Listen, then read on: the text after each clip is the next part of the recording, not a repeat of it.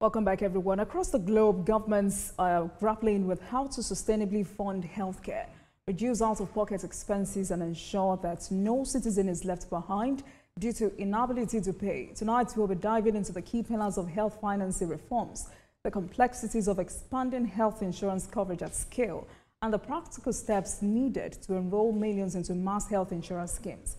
Our guest tonight is consistently focused on mentoring health professionals while driving systems-level reforms in healthcare delivery. Professor Mohammed Pate, Coordinating Minister of Health and Social Welfare, joins us on Politics Tonight. Honourable Minister, good evening to you. Thank you for joining us this evening. Thank you for having me, Olajumoke. Right, thank you very much. Just a few days ago, the presidency informed Nigerians about the new mandatory health insurance coverage for federal workers across all MDAs as approved by President Bola Tinubu. Why did the president take this decision at this time? To put this in context, the reforms driven under the leadership of His Excellency President Bola Ahmed Tinubu in the health sector, the goals are to save lives, reduce physical and financial pain, produce health, and to do so for all Nigerians. In other words, to ensure that health outcomes are better, but also that there is financial protection, that the access is matched with affordability, as well as equity, to ensure that we don't leave our population behind. Nobody should be left behind. In the last 2 years, we've worked very hard to expand access to different levels of care with investments. But there are households, and many of us are still bearing the burden of huge expenditures from cost of ill health and in order to access health services. So expanding health insurance, contributions by families, prepayments, will enable families enjoy quality health services when they're ill without facing the risk of catastrophic expenditure or impoverishing health expenditure. So over the last 2 years, there have been succession of reforms within NHIA to strengthen it as a regulatory body, increasing the tariff for capitation, for instance, by 95% in the last 2 years, and for fee-for-service, for secondary health services, by almost 300% by the NHIA, while enabling the regulator, NHIA, to play its function. We are at that stage now where the President's direction to make subscription to a health insurance, an NHIA-approved health insurance, NHIA health insurance, mandatory for all MDAs, and also demanding compliance through all agencies that are responsible for complying, for entities that are doing business with government, to ensure that they have an NHIA-issued certificate on compliance, that they have insured their health workers.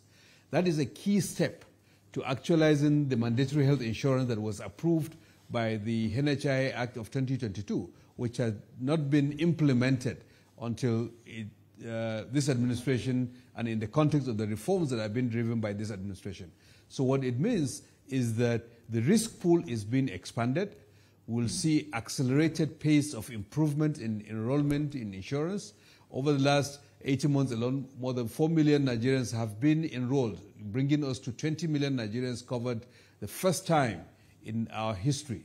Still a long way to go, but major uptick in terms of acceleration of enrollments of Nigerians to health insurance, thanks to the NHIA, but also to the state health insurance authorities and the contributory schemes in many of the states and the private health insurance. So the movement has started for Nigeria to get towards universal health coverage.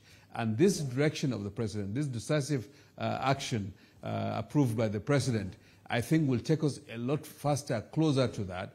And for the private sector, we encourage the private sector also to ensure that their employees are covered, because a healthy, protected employee is a happy employee, is a productive employee, and it will be an employee that will be more loyal. So private entities can also ensure their employees are enrolled in this direction. And the NHIA has put up a portal, to an enrollment portal, so that Nigerians can click in and enroll through the NHIA or through a HMO or a state health insurance authority. So this is a decision that was made within the context of a whole set of reforms in the health sector, but dealing with affordability, financial protection, but also with a view to equity. And not to forget that federal government itself has put its skin in the game for the vulnerable populations through the Vulnerable Groups Fund, who are being covered directly by public revenue through the BHCPF, 15,000 naira per year, which has been the premium that government pays for poor and vulnerable populations all across our country. And employers and cover through the NHIA insurance 37,000 naira per year to cover their enrollees. That allows us to have a risk pool that enables NHIA and others to pay for those services, HMOs, that population can have access, can afford those access. Right. That is a start. There is a long way to go. Our goal is to get to 44 million or more Nigerians covered by 2030, which will change the dynamics in the Nigerian healthcare market and would allow Nigerians to access quality healthcare services. And with NHI as a regulator, they would also enable us to purchase, for Nigerians through the insurance program, purchase quality health services from providers. And as a regulator, to ensure the standards are also met. So that's the import of what the President has approved and we announced 2 days ago through the State House. All right. Quite elaborate, Prof. I mean, for anyone wondering or thinking about the impact this would have on the future of our nation's public sector. But what systems are in place or have been put in place to monitor the performance of HMOs and health providers under this scheme? Who exactly is covered under this new health insurance policy? For the purpose of clarity, are contract staff or ad hoc workers and MDAs included? Will retirees or pensioners from federal service benefit in any way? Well, this is covering the employees of those MDAs. And NHI is putting in place a digital platform so that the certification that is issued by it can always be verified. We think that it's in the interest of the MDAs, their employees, and our nation at large to ensure that the culture of insurance, prepaid health schemes, becomes dominant. Because every day, 70% of the total health expenditure in Nigeria is private, mostly out of pocket. Households pay for care, pay for drugs from out of pocket. Of course, there is a large component that is also financed through public revenues, through the primary health care efforts, through what state governments are doing, through what federal government is investing in the hospital. But that's largely on the supply side. Still, there is a burden that is being taken by households, whether public or even private services, that are a large portion of where healthcare provision is taking place. So in that context, it is in our collective self-interest, in our enlightened self-interest, that the culture of insurance and prepaid health schemes becomes dominant, so that we widen the pool for those who can be covered through formal sector, be covered, the informal sector employees to cover also, but also public revenues to be devoted for the poor and vulnerable. And NHA will establish that digital platform in relation to this particular mandate, so that individuals and entities can verify whether a certificate, in fact, is legitimate or not. And I think it's one addition. In addition to that, NHA, of course, has the, you cannot enroll someone in health insurance in isolation. We must be able to tell. And anyone that is enrolled through the NHIA, for instance, on the VGF, on the Basic Healthcare Provision Fund, they also get to have their needs captured so that you can identify them. Essentially, this is one more piece in terms of the social protection mechanisms that are being put in place. Health is part of the social protection ecosystem that we as a country and as any country that is in our stage of development ought to put in place. It has taken a while for it to happen, but it is now happening. It is starting to happen, and we are very confident that under the leadership of the President, this will continue and be sustained, and Nigeria will get to the promised land in terms of having a good quality health system that drives the accumulation of human capital and the prosperity that is possible in our future. All right, let's stay on this, Prof, because it looks like a lot is happening within the ministry. Earlier this week also, your ministry announced that President Bola Tinubu's administration is set to double its current health insurance enrollees from the current 20 million to over 40 million by 2030. And I remember that your ministry just broke the annual health insurance enrollment records with 2.4 million Nigerians enrolled last year. But how do you break that record and ultimately double the current pool of insured Nigerians in just 5 years? Well, it's momentum, and I think we have the wind behind our back in the sense that we're seeing increasing revenues and allocation of public revenues towards health. We hope states will match that. We're seeing interest in the private sector. We're seeing HMOs innovating. So collectively, between the NHIS effort, between the states, as well as the private health insurance, we think it is doable. With the expansion of Basic Healthcare Provision Fund and the Vulnerable Groups Fund, we think that, in fact, we'll continue apace. So we are confident that the direction that the President has set is achievable. It's taken too long for Nigeria to get in this direction. But finally, we're moving, and thanks to the President for his leadership on that. So what demographic groups are being targeted to increase enrollment to over 40 million? Is the focus mainly on the informal sector? I mean, I'm talking about vulnerable groups or private sector employees. How is government ensuring that vulnerable groups, I'm talking about the elderly, disabled, poor, IDPs are included in this expansion? So ultimately, our goal is universal health coverage so that no one is excluded. The bigger the pool, the better for everyone. The formal sector employee, let's cover everyone. Let states join us in doing that so that working people and their families are covered. The informal sector is a bit more challenging because they are smaller, they are informal, but even them, there are innovation that will allow us to bring them in to the insurance program.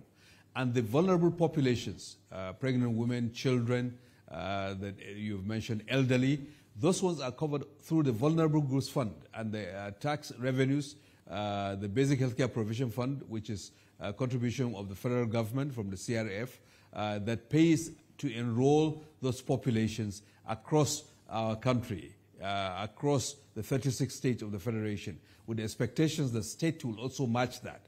Essentially, to drive this reform and to get the health system that we need, all levels of government and the private sector will have to work hand in hand. And we believe that that is the direction, that's the right thing to do, and that with the steps that we have taken, we will get there over time. And it looks like we're getting there, Prof. But if a worker has complaints or is denied care, what channels exist to report and resolve such issues quickly? Yes, NHIA as a regulator, it's a single mandated regulator regarding health insurance in Nigeria. We've strengthened NHIA, and they do have a client complaint line. There are ways for those complaints. They've also got targets, and they're able to investigate and sanction HMOs if they are not functioning or doing what they needed to do, as well as in collaboration with the state health insurance authorities. So there is a regulatory framework in place through NHIA to ensure that Nigerians actually get the care that they deserve. Of course, you cannot completely guarantee 100% all the time, but at least the direction is towards improved responsiveness and with a regulator that is appropriate, that doesn't become the bottleneck, but that it's enabling for the insurance to be to function as expected, for the care package that is contracted with the providers to be delivered, and that reimbursements to also be made for services provided. And let me tell you, we're seeing, even regarding things like emergency obstetric services that we mentioned would be reimbursed through the government for cesarean section for pregnant women to reduce maternal mortality. Thousands of women have received cesarean sections and other emergency treatment for obstetric complications, reimbursed. We're working to hasten the period between when claims are submitted, verified, and paid by the NHIA. Same thing with things like fistula. We've seen women who have obstetric fistula, usually marginalized, left to be alone on their own, excluded by their families and their communities. But through this scheme, thanks to the President's leadership, in fact, we've seen thousands of women have had their fistulas repaired, women empowered and reintegrated, where that is done at no cost to them. Things like the Catastrophic Health Insurance Fund for catastrophic illnesses, cancer, kidney disease, spinal, those catastrophic health expenditures, there's a fund that is appropriate in 2025. NHI is in the process now of developing the operational mechanisms to get the funds so that those who have cancers, kidney disease, at least there will be some subsidization for them to be able to access the services that they need to survive. For many households, this is not an abstraction. Many households suffer when a member is diagnosed with a serious illness. They have to sell an asset, they have to borrow, they have to go to relatives.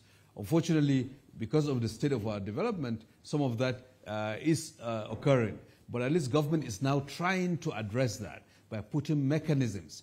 And as we get wealthier, as the revenues increase, we do believe with the political will we're seeing, more and more of those subsidies will be targeted so that the burden on households can be reduced.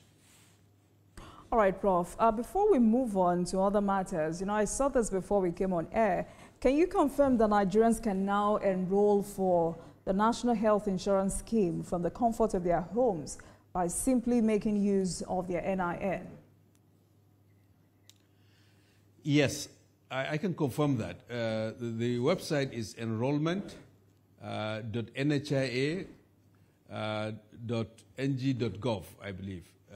It's an enrollment portal that NHIA has made available, and folks can log on, can enroll to the NHIA insurance or any HMO of their choice, or through the shares in their respective states.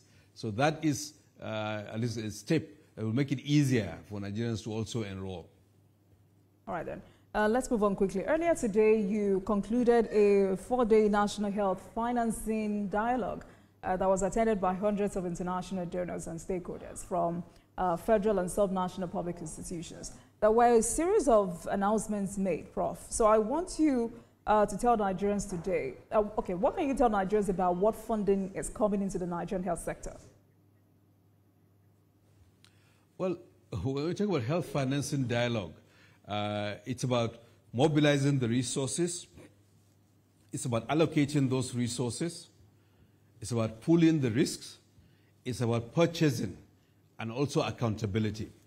The health financing dialogue was sort of moved again along the directions that President Tinubu has granted to the health sector to accelerate the transformation of the sector. And we have had at least 2,000 participants, 1,400 of them online at different stages, and 600 to 700 at different times in person. Nigerian academics, civil society organizations, the health fellows, government officials in the federal level, state governments, state governors, the Governors Forum, the Minister of Finance, Minister of Budget. So it's a team effort alongside our excellent development partners, the Africa Union Commissioner for Social Affairs, Special Envoy of the Africa Union, the Regional Director of World Health Organization, former U.S. Ambassador, and so many others, alongside our bilateral partners, the UK government and the US government, and many others who were in the room. An intense dialogue over 4 days to listen, not just to tell people, but to listen and engage in a dialogue, whether it's the civil society or different segments. And today, that culminated in really the finale of that effort. And I think it's important to recognize that over the last 2 years, significant resources have been mobilized in support of President Bola Ahmed Tinubu's reforms in the sector. You recall in December 2023, 3.3 billion was announced by our donors to support the government's effort. That is complementary, because at the end of the day, domestic financing, the financing of our government, is a key driver of what we are doing, is a key driver in the context of domestic financing is the largest chunk of the total health expenditure in Nigeria. The external funding is a much smaller portion, but an important portion which we appreciate. So over the last 2 years, we've seen the execution of that, whether it's the IDA Project Hope, which has all the 36 states part of it, or the Multi-Donor Trust Fund, which has grant financing from several actors, philanthropists that have contributed in that, or the Basic Healthcare Provision Fund, which we have been implementing and has disbursed billions of naira to thousands of primary healthcare centers all across our country, and has also dispensed funding through NHIA for the capitation for the Vulnerable Groups Fund. So we've seen the outcome of that is that utilization of primary healthcare services in areas supported by the federal government has increased. In the first quarter of 2025, 37 million visits all across this country. Visits, not necessarily individuals, from January to March, compared to just about 10 million a quarter in 2023. And from April to June, 46 million visits, which were recorded, and the data that was provided to me showed that, which means a pregnant woman can make 2 or 3 visits, but at least the visits are happening at a higher rate than it was in the past. And perhaps we're also capturing this visit better, which means that Nigerians are beginning to realize that the reforms that the president directed us to do is working, and people are stepping up to enjoy those services. The health workers have been retrained, the commodities are improving, still challenges in terms of affordability for some that are not available, but at least there is a movement towards improvement. So the dialogue was to take stock of that, learn from global best practices, and other countries also came to Nigeria to learn about these reforms. This week, we have the entire delegation from the Senegalese Ministry of Health in Nigeria, from their Ministry of Budget, Ministry of Finance, and Ministry of Health, and their partner, to come and study what Nigeria is doing, because what the president is doing in Nigeria's health sector is being noticed all across our continent and indeed globally. And we have begun to see folks coming to Nigeria. And this week, the Senegalese delegation came with the purpose of only to learn what Nigeria is doing so that they can also see how they can adapt it in their context. So that is the purpose of this. And then the way forward, the articulation of what we would do next was the conclusion that you may have had announced in terms of how do we sustainably and equitably, efficiently and effectively finance our healthcare system into the future in the face of declining global financing and exiting from dependency, so that our domestic financing supports our priorities. While we are still relatively less resourced, we know that there are opportunities that are ahead of us, thanks again to the macro-fiscal reforms of this administration. All right, Prof. We've seen increases in revenues to all levels of government. We've seen the revenue to GDP increase from 7.5% of GDP in 2023 to 11.5% in 2024. More than doubling of the revenue between 2023 and 2024. And 2025, that has continued. Federal government and states. So how do we ensure that we align together, that the revenues accruing to the state is also channeled to support this direction that the president has set for the health sector? And how do we optimize with the development financing that comes into this country? Right. So at this point, let's take a break. And when we come back, we'll continue this conversation. This is Politics Tonight, everyone. Please stay with us. Welcome back to the program, everyone. Thank you very much for staying with us. President Bola Tinubu has directed implementation of compulsory health insurance across MDAs in line with the National Health Insurance Act 2022. And I've been speaking with the Coordinating Minister of Health and Social Welfare, Professor Muhammad Ali Pate. Thank you very much for staying with us on the program, Prof. I want us to continue from where we stopped before we went on that break, because, a major domestic resource mobilizer in Nigeria at the moment is the Basic Healthcare Provision Fund. And before we went on break, you said over 37 million primary health care visits have been recorded under this administration. You had also said that a massive investment of over 50 billion naira have been applied to the rehabilitation of several thousands of primary health care centers across all LGAs in Nigeria since 2023. Is this something that can be further scaled up? What is the long-term vision for sustaining the gains from the BHCPF and this PHC rehabilitation investment? Are there plans to scale up funding or introduce complementary programs? The vision is a healthier Nigeria, healthier, better health for all Nigerians. And to achieve that, there is an element that has to do with the care and treatment through primary health care, through secondary care, and through referral at the tertiary and even quaternary services. But an important dimension that I also need to highlight here is the preventive aspect. We need to produce health, the stock of health, by preventing illnesses, because it's much more cost effective.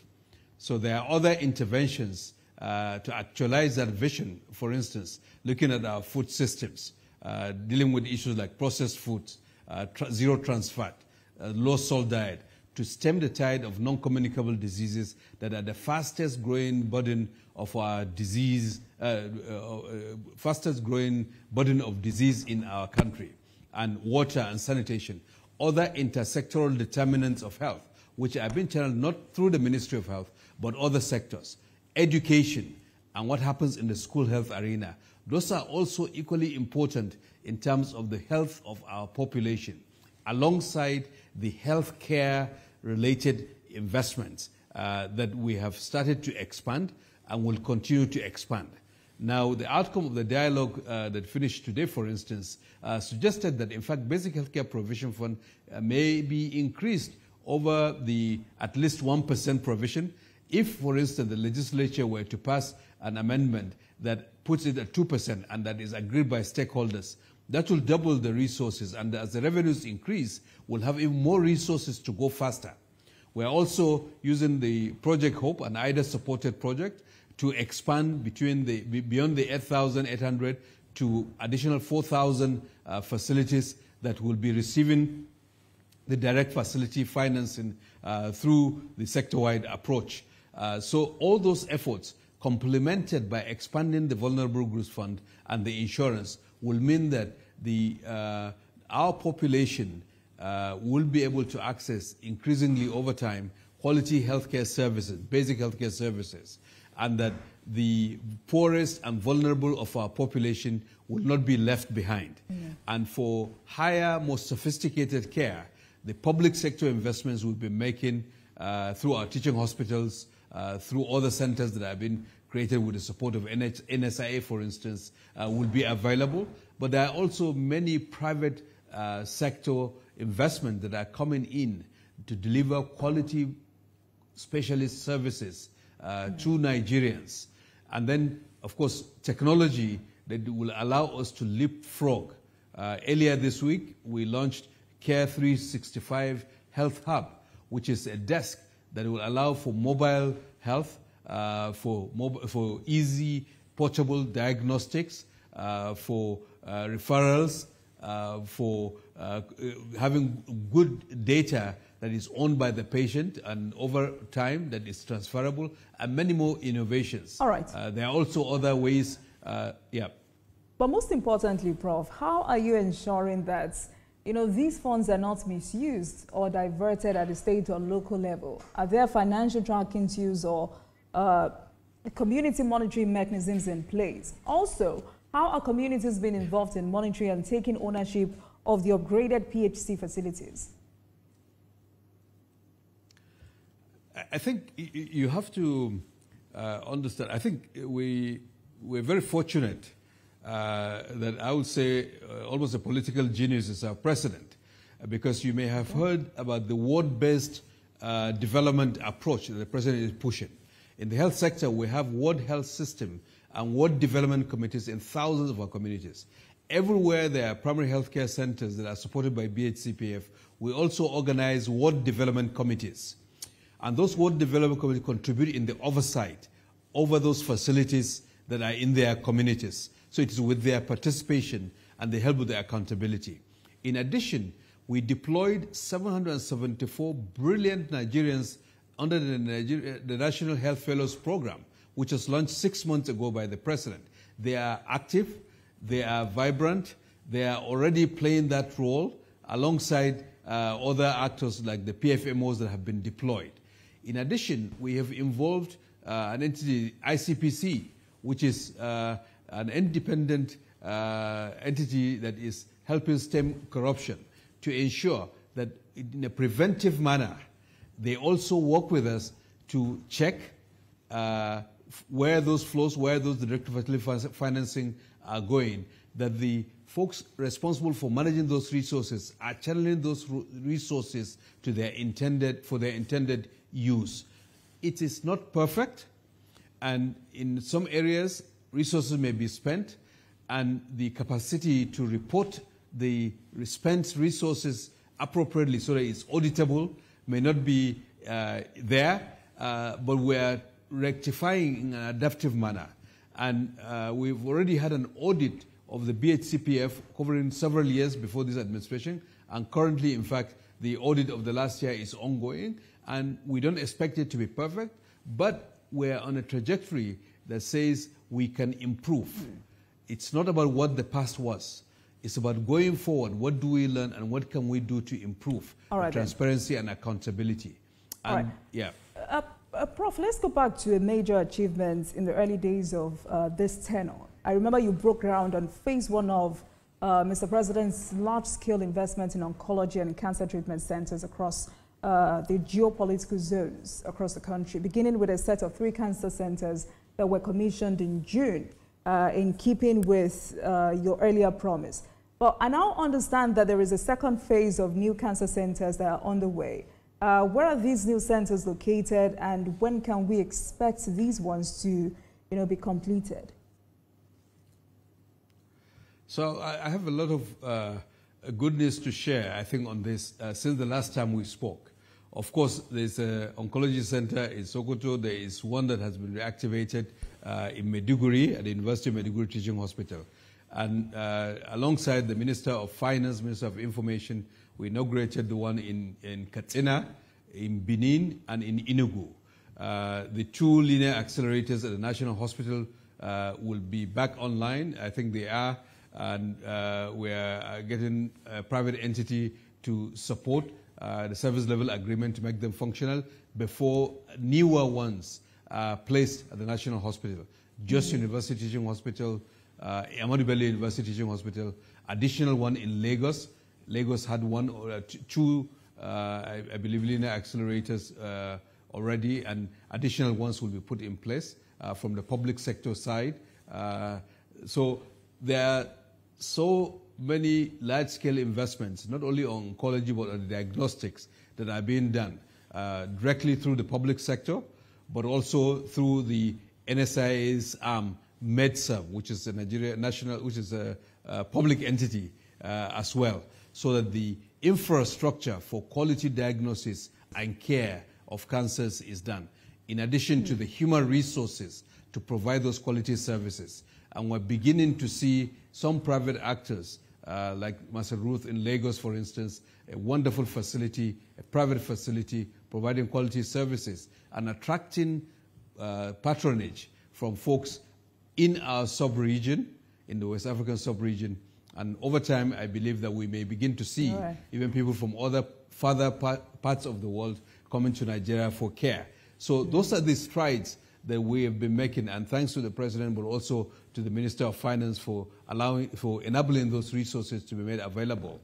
So for the second phase, which is ABU, JUTH, and the Lagos facility, we expect in the next 12 to 18 months for them to also be made operational.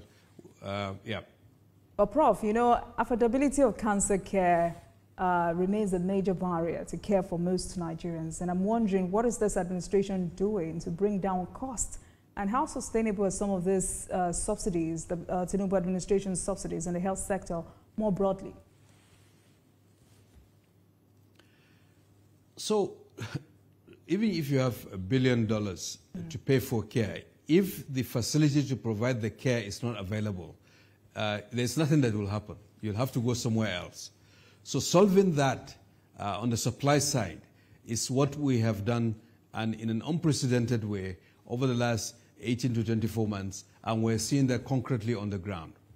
We're pivoting in terms of the affordability aspect.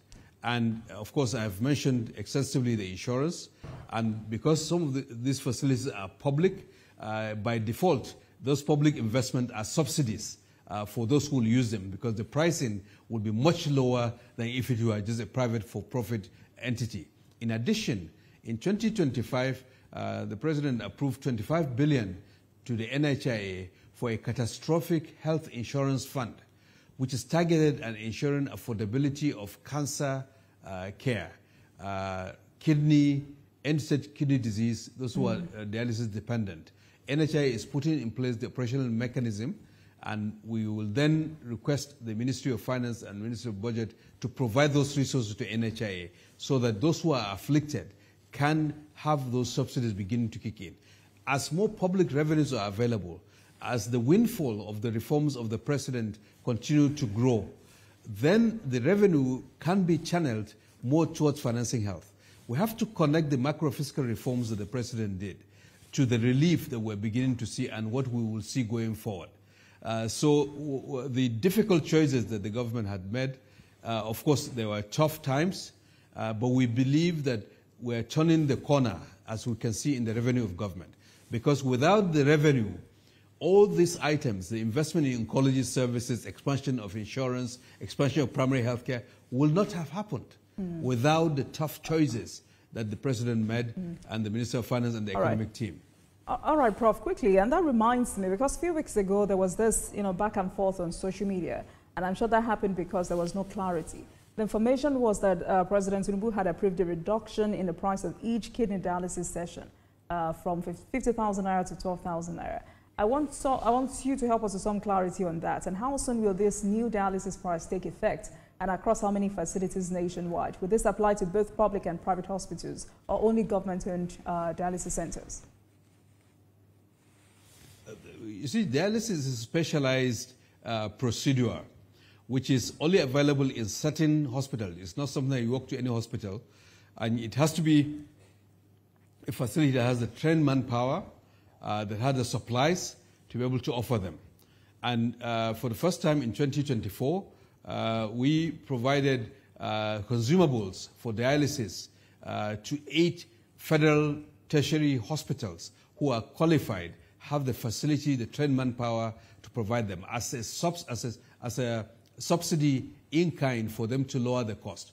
Many of those facilities then went ahead and reduced the cost to 12,000 per session, which is a major reduction, and that has benefited a lot of Nigerians who have accessed those services. We've renewed that, and I believe that there are other entities, there are philanthropic bodies, foundations that are also contributing. The bottom line is that kidney disease is an issue that we will continue to face, and end-stage renal disease is something that we have to double down to reduce its occurrence. Part of it is very preventable. Hypertension and diabetes are the drivers. When uncontrolled over time, they lead to kidney damage, up to the point where an individual may lose their kidney functions completely. So the prevention, the production of health, the control of non-communicable disease like diabetes and hypertension, the treatment of early, the screening, the Know Your Numbers campaign that we did, to prevent those diseases is the best path forward. Waiting until we get the dialysis and depending on offering dialysis, whether at subsidized or full rates, is not the best path. And so we're balancing the imperative to treat those who are afflicted today, but ensuring that the hundreds of millions of Nigerians that are currently relatively healthy will remain so over time. We have to take a holistic approach. In the context of the health sector, the entire population of our country is our client. And those that are sick, we have to take care of them. All right. Those who are sick but don't know they are sick, we have to diagnose them. But those who are healthy, we have to also try to keep them healthy. And so we have to take those approaches, not just look at the treatment as the ultimate, because ultimately the numbers might overwhelm the resources that we have, given that we have limited resources. So it is an effort to bring relief. Yeah. All right. So also, before I let you go tonight, you led an effort to put an end to significant industrial unrest in the health sector. But some Nigerian doctors and nurses have complained about being overworked to exhaustion. What measures are you putting in place to ensure that medical personnel are best positioned to succeed on this job and are fit to give Nigerians the care or the best care possible? First of all, I think it is very clear that we appreciate profoundly the sacrifices, the hard work, the diligence of the more than 300,000 healthcare workers across our country of different cadres, the physicians, the surgeons, the nurses, pharmacists, the non-clinical workers, the administrators, laboratory scientists, all of them. Some in difficult circumstances, some facing challenges of security, but they've continued to provide services and kept faith. We've worked to expand the infrastructure, the quality of the infrastructure and equipment. We've worked to retrain many of them. We also have recently and have enjoyed almost 2 years of relative peace in the sector. There was no major disruption over the last 2 years in terms of this administration, because we have worked hard to earn trust and keep that trust, just as the leadership of those unions, whether it's the NMA or the nurses or Johesu, they realize that the president means well and that we're working hard to make things better. But as always, there are issues that emerge, many of which are legacy issues. There were issues negotiated 2009, 2001. There were agreements made by government in 2016 which have not been implemented, and those had languished, and those were brought up. And when nurses decided to give an ultimatum and we engaged to discuss them, those were issues that were long-standing. All right. But with the constructive engagement we had with them, with the intervention of the president and their own leadership in a forward-leaning way, realizing that at the end of the day, we are all on one side. We're on the side of the Nigerian patient, Nigerian person. We're able to curtail that short disruption and get on a path of collective bargaining agreement mechanism that is now in place. All right. The same thing with the Nigerian Medical Association.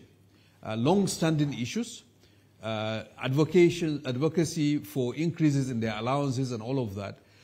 We're able to intervene, and thanks to the leadership of the NMA, the president, and also the state chapters and their leadership and previous presidents of the NMA, they saw the imperative to rally around and have the Nigerian person at the center. And they were able to work with us to arrive at a resolution, and that has now led us to a collective bargaining agreement process that is in place. Thank you very much. I think that is notable. May I also just mention Johesu also. I think there are all kinds of grievances, but we are doing our very best to address them so that we have less disruption in healthcare services for Nigerians. All right, then, Coordinated Minister of Health and Social Welfare, Professor Muhammad Ali Pate. Thank you so much for speaking with us on Politics Tonight. Thank you, and well done. Thank you very much. All right. And thank you very much for watching, everyone. That marks the end of today's episode of Politics Tonight. But before we go, let's tell you that the views and reactions of our resource persons are theirs and have no connection with TVC News. Meanwhile, you can watch the repeat broadcast of this episode at 12:30 a.m. Get in touch with us on our social media handles, Facebook, Instagram, and X at TVC News NG and at Olajumoke. We're using the hashtag Politics Tonight. We're also on YouTube at youtube.com/TVC News NG. I am Olajumoke Olatuji. Good night, everyone.